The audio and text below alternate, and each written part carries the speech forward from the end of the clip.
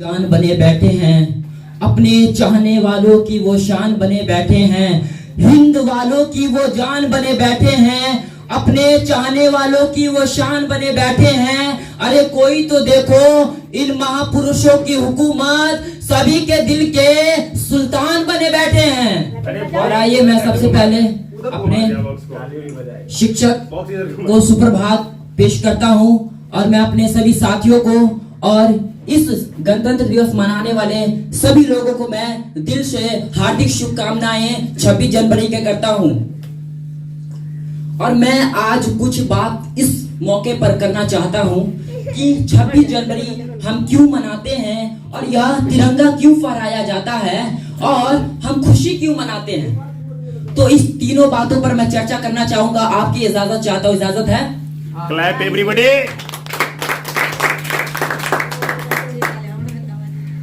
तो मैं बात करूं यह 26 जनवरी है क्या।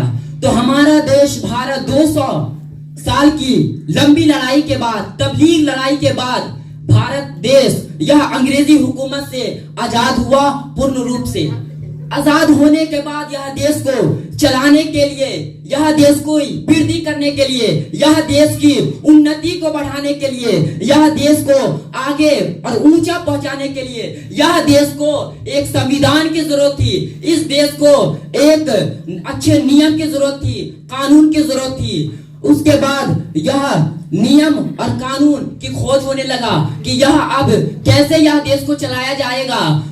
महान पुरुषों ने सोचा अब क्या किया जाएगा, यह देश को कैसे आगे बढ़ाया जाएगा।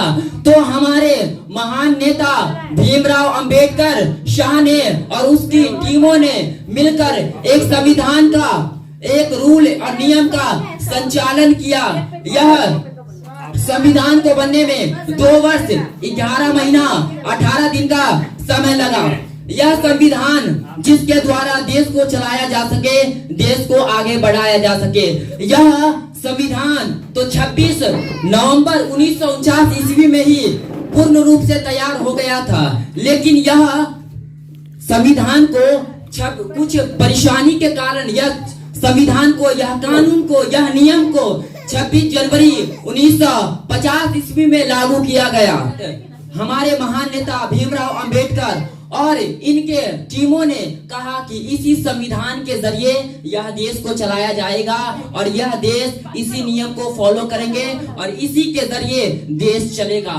उसके बाद यह तो हो गई हमारे गणतंत्र दिवस की कुछ अद्भुत बातें। लेकिन अब बात आता है हम तिरंगे क्यों फहराते हैं। तो तिरंगे हम इसलिए फहराते हैं क्योंकि हमारा भारत देश और हमारा संविधान इस झंडे की तरह ऊंचा है और हमेशा ऊंचा रहेगा। और यह झंडा फहराने का मकसद यही है, जिस तरह यह झंडा ऊंचा है उसी तरह हमारे भारत का यह संविधान, रूल, नियम हमेशा ऊंचा रहता है और यह ऊंचे रहने का यह झंडा गवाही देता है। और बात करें कि हम यह दिन को खुश क्यों होते हैं, क्यों अच्छा त्योहार मानते हैं, क्यों इतना प्रसन्न से मिठाइयाँ खाते हैं और खुशी मनाते हैं, अच्छी से अच्छी वीडियो रिकॉर्ड करके हम YouTube पर डालते हैं। हम इसलिए YouTube पर डालते हैं और खुश होते हैं कि संविधान के अंदर यह लिखा गया है, यह दर्शाया गया है कि भारत के लोग सभी तरह से आजाद है, पूरी तरह से वह आजाद है, वह कोई भी कार्य कर सकता है, यानी संविधान के खिलाफ ना हो। और यहाँ तक भी दर्शाया गया है कि कोई भी धर्म किसी भी धर्म को अपना सकता है, किसी भी धर्म के लोग अपने धर्म की प्रचार प्रसार कर सकता है और उस पर अमल कर सकता है। और मैं अपनी बात को इतना ही तक समाप्त करता हूँ।